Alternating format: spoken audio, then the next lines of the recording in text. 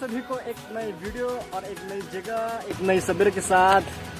आज मैं मेरे नागालैंड राजधानी कोहिमा और सेकेंड वर्ल्ड वॉर 1944 में जो ब्रिटानी रॉयल फोर्स जो यहाँ मारे गए थे, जो आज़ाद हिंद फौज सुभाष चंद्र बोस जी के साथ जिनके युद्ध में मारा गया था, उनकी यहाँ पे स्मारक बना हुआ है। बहुत ही बड़ा है। नॉर्थ ईस्ट में एक है, एक अरुणाचल में और सेकेंड मेरे नागालैंड में, और शायद तक थर्ड यहाँ इम्फाल में हो सकता है, क्योंकि यहाँ की जो नागा हिल्स में जो लड़ाई हुआ था वो इम्फाल तक से रिलेटेड था, इम्फाल और कोहिमा से रिलेटेड था।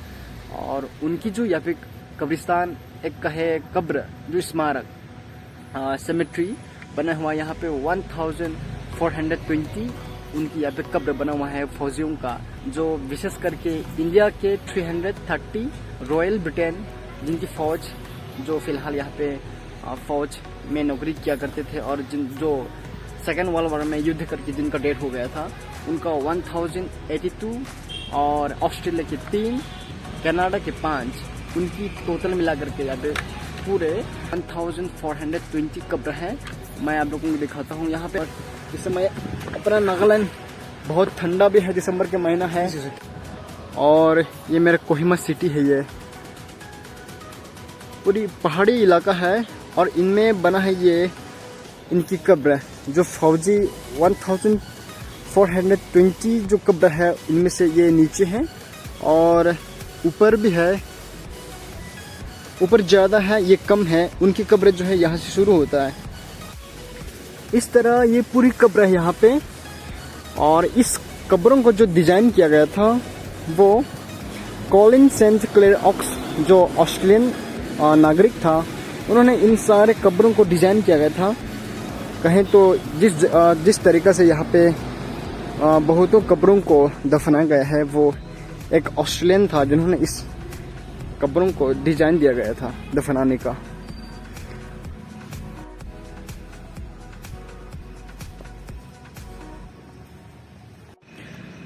और जब ये कब्रिस्तान पूरी बनकर तैयार हुई तो उस समय म्यांमार के तत्कालीन commander field marshal sir Williams slim के द्वारा इस कब्रिस्तान को उद्घाटन किया गया था उनके द्वारा। उस समय वे कमांडर थे यहाँ के, और नॉर्थ ईस्ट जो यहाँ के रेजिमेंट वर्सेस्टरशायर रेजिमेंट थे, उनके वो कमांडर थे। तो उनके द्वारा ये उद्घाटन किया गया था इनके कब्रिस्तान बनने के बाद। ये इस तरह से यहाँ पे कब्रिस्तान बनाया गया है। असल में ये हमारे कोहिमा जो कि पहाड़ी इलाका है, तो एक इस तरह से स्टेप बाय स्टेप से इनके कब्रिस्तान को इन्हें दफनाया गया है यहाँ पे। जब सेकेंड वर्ल्ड वॉर हुआ तो ये असम के अधीन आता था, असम राज्य के अधीन, क्योंकि उस समय नागालैंड को मिला नहीं था स्टेट का एक दर्जा, और नागालैंड को मिली 1964 को एक स्टेट, इंडिया का 16वें राज्य नागालैंड बना, भारत का एक राज्य, नई राज्य बना 1964 में। तो ये वार तो हुआ था 1944 को। उस समय असम राज्य के ही अधीन आता था, और जो नागा हिल्स था जहाँ से हजारों फौजियों का बलिदान हुआ, वो नागा हिल्स था, जो आप ये है तस्वीर में आप देख सकते हैं स्क्रीन पे।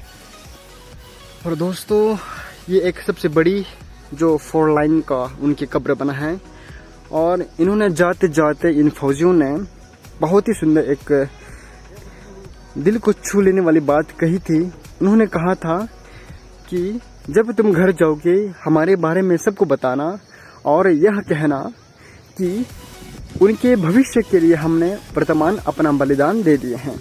ये शब्द उन्होंने बता कर गया था। उनकी यह बहुत ही सुंदर वाक्य था, जो मरकर इस मिट्टी में दफन है।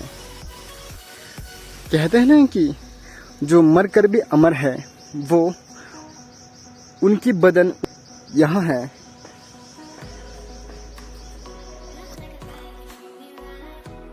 (1944) नागा हिल का युद्ध एक ऐसा युद्ध था जिसमें दोनों और भारतीय जवान थे, एक और नेताजी के जवान और दूसरी रॉयल ब्रिटानिया भारतीय जवान थे। ये नागालैंड राजधानी और इन पहाड़ों की चोटी पे बनी ये कब्रिस्तान। तो दोस्तों, मेरे कोहिमा के पहाड़ों में से, हजारों पहाड़ों में से सबसे भाग्यशाली पहाड़ यही पहाड़ है जिसने शहीदों को अपने गले से लगाकर अपने गोद में इन वीरों को सुलाया है, जो एक शांति का जगह दिया है। तो आप कभी आएँ तो जय हिंद जरूर कही है इन लोगों के लिए।